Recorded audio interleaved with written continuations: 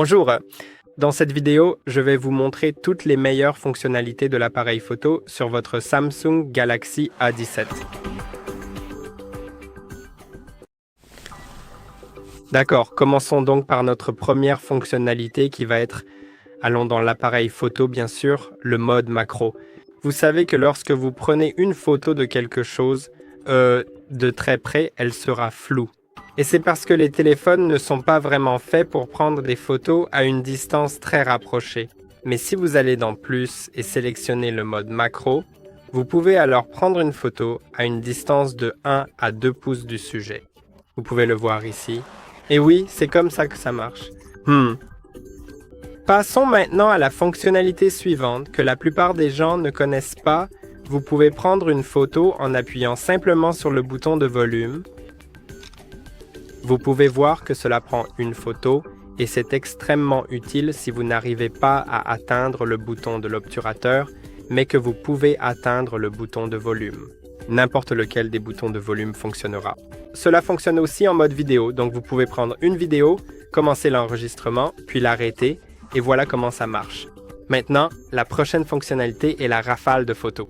Si vous allez dans Photos, vous pouvez commencer une rafale de photos en faisant glisser le bouton de l'obturateur vers le bas et en le maintenant enfoncé. Maintenant, vous pouvez voir que je prends une rafale de photos, ce qui vous permet ensuite de sélectionner laquelle était la meilleure. Donc, si vous prenez une photo de quelque chose en mouvement, vous pouvez choisir laquelle était la meilleure. Vous pouvez simplement aller sur cette photo, elle s'affichera comme une rafale. Vous pouvez cliquer sur l'icône de rafale, puis voir toutes les photos et sélectionner celle que vous préférez. Donc, disons que c'est celle-ci que je préfère. Vous pouvez bien sûr en sélectionner plusieurs, puis les enregistrer.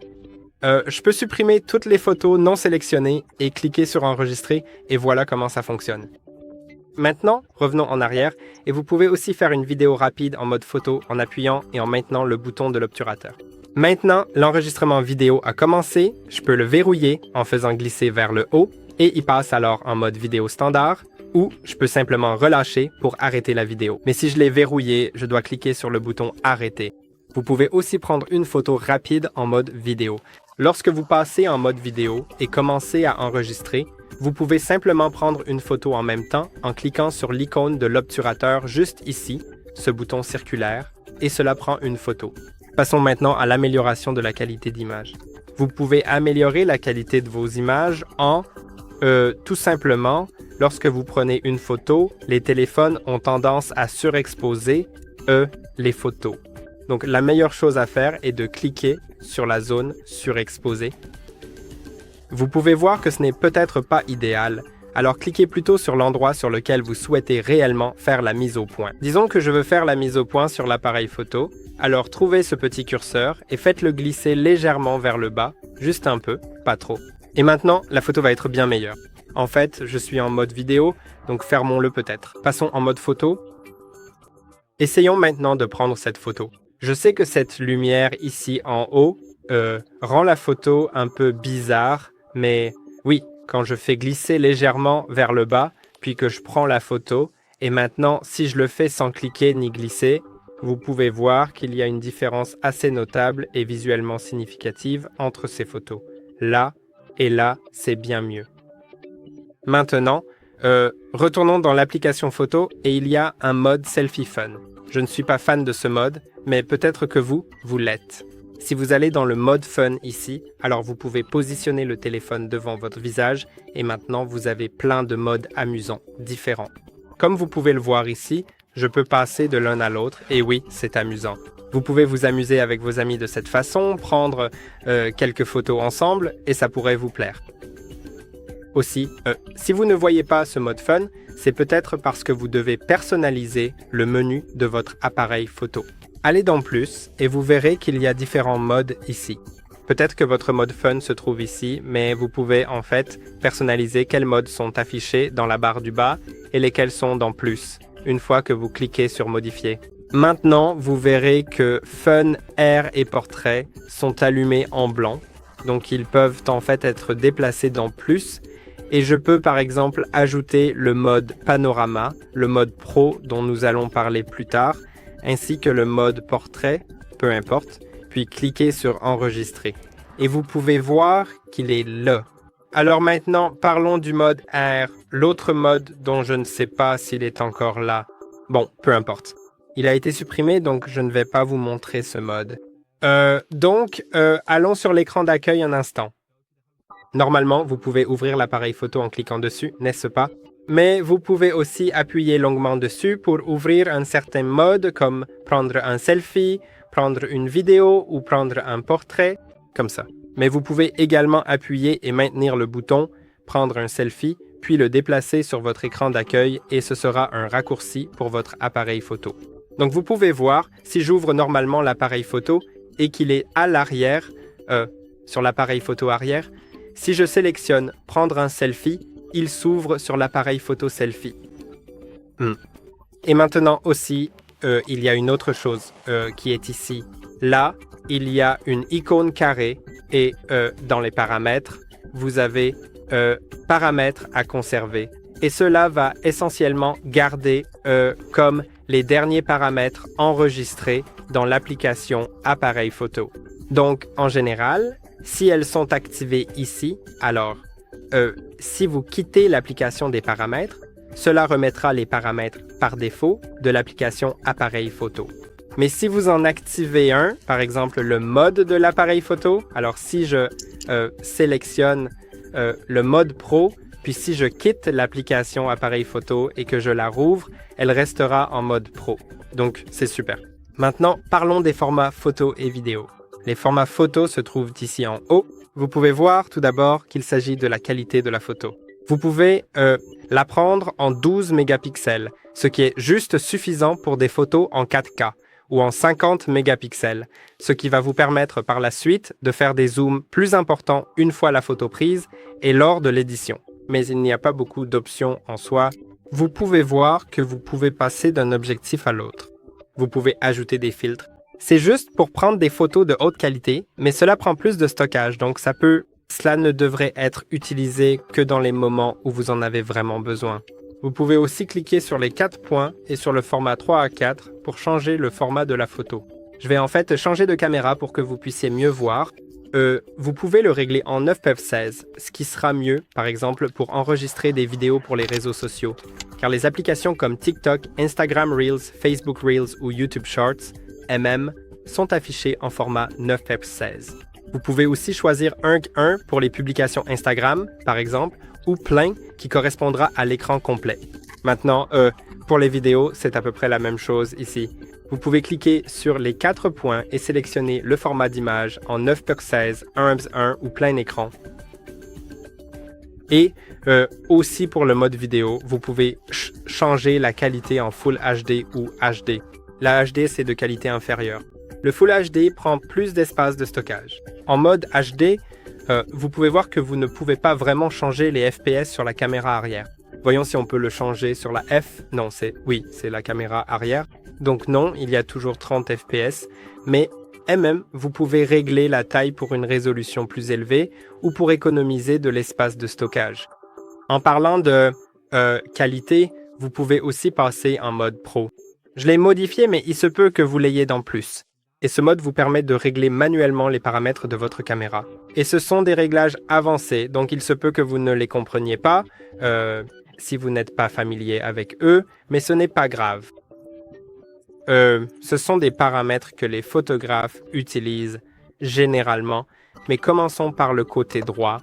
La balance des blancs, c'est en gros rendre la photo plus chaude ou froide, et ça ne devrait pas vraiment. Ça peut, mais ça ne devrait pas vraiment être utilisé comme un effet. En fait, il devrait plutôt être utilisé comme une sorte d'égalisation.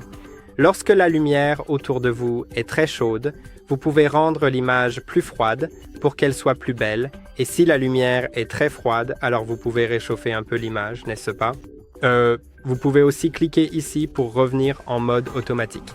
Ensuite, il y a la mise au point.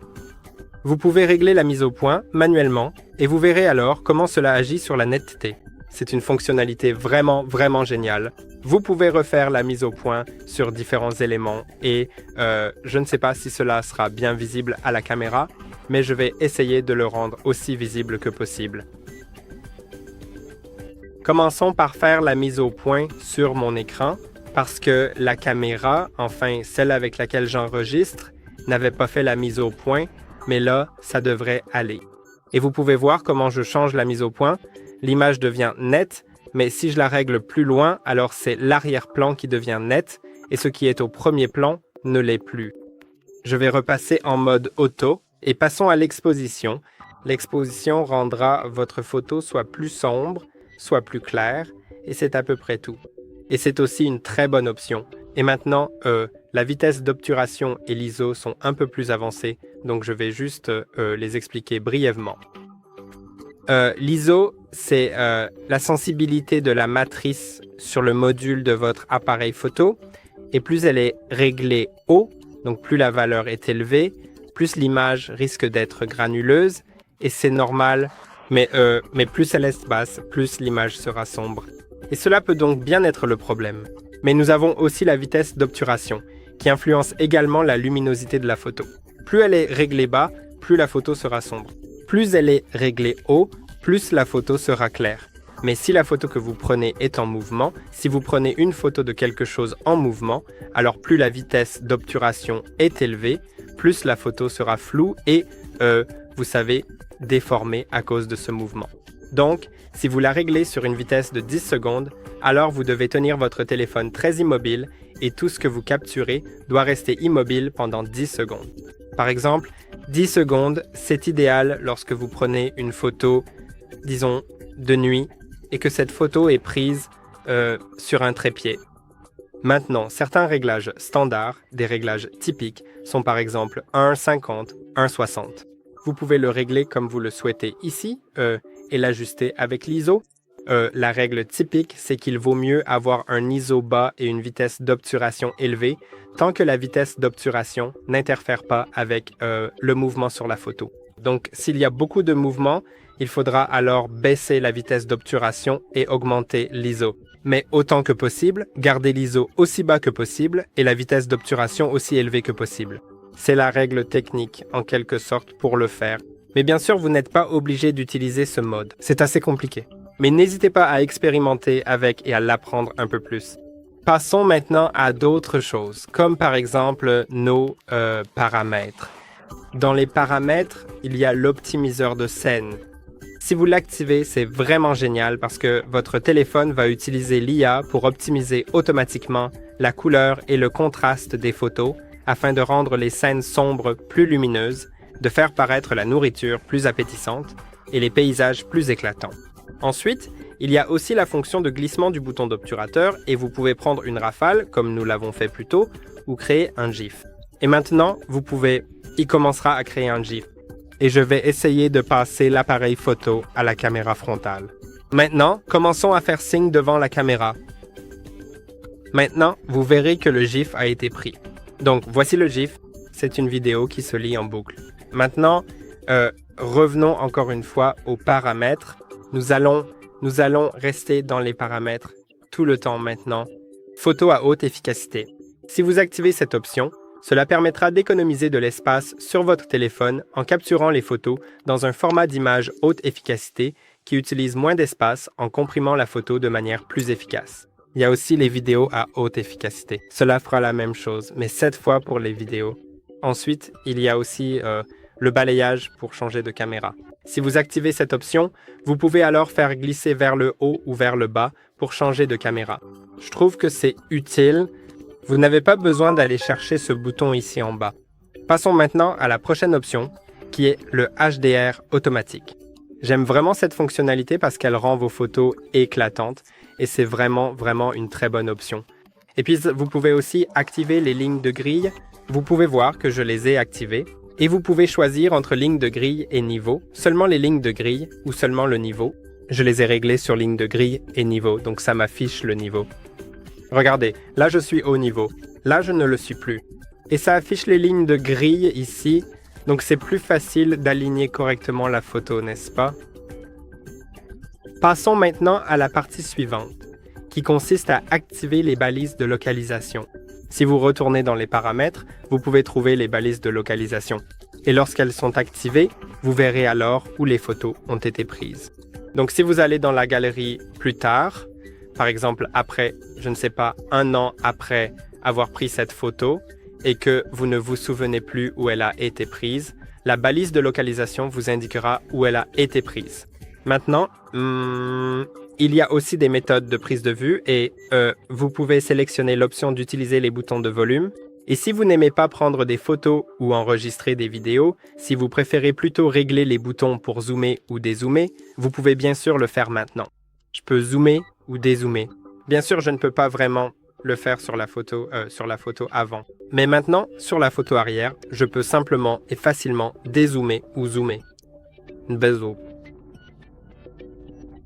C'est super aussi. Maintenant, retournons dans les paramètres. Nous avons déjà parlé des paramètres à conserver, mais parlons maintenant des méthodes de prise de vue. Et ce seront les deux dernières choses, le bouton d'obturateur flottant et l'affichage de la paume. Je vais activer les deux et expliquer à quoi ils servent. Donc, le bouton d'obturateur flottant est ce petit bouton que vous pouvez déplacer en appuyant dessus et en le maintenant, puis en le faisant glisser, et vous pouvez cliquer dessus pour prendre une photo. Vous pouvez donc le placer à l'endroit qui est le plus confortable pour votre doigt et prendre une photo de cette façon. Maintenant, l'option « Afficher la paume » vous permet de prendre une photo en montrant la paume de votre main à la caméra. Vous pouvez donc simplement placer votre paume devant la caméra. La photo sera alors prise automatiquement. Et je pense que c'est tout. Aussi, la toute dernière chose, c'est ici en mode selfie. Donc, si le mode selfie est activé, vous l'aurez probablement comme ça, et bien sûr, vous pouvez capturer votre visage de cette manière. Mais si vous le souhaitez, vous pouvez en fait cliquer sur le petit bouton en haut ici pour montrer encore plus sur la photo. Cela rendra simplement la photo plus large et montrera plus de détails autour de vous sur la photo. Et voilà toutes les fonctionnalités géniales de l'appareil photo. J'espère que cette vidéo vous a été utile. N'oubliez pas de liker et de vous abonner. On se retrouve dans la prochaine vidéo.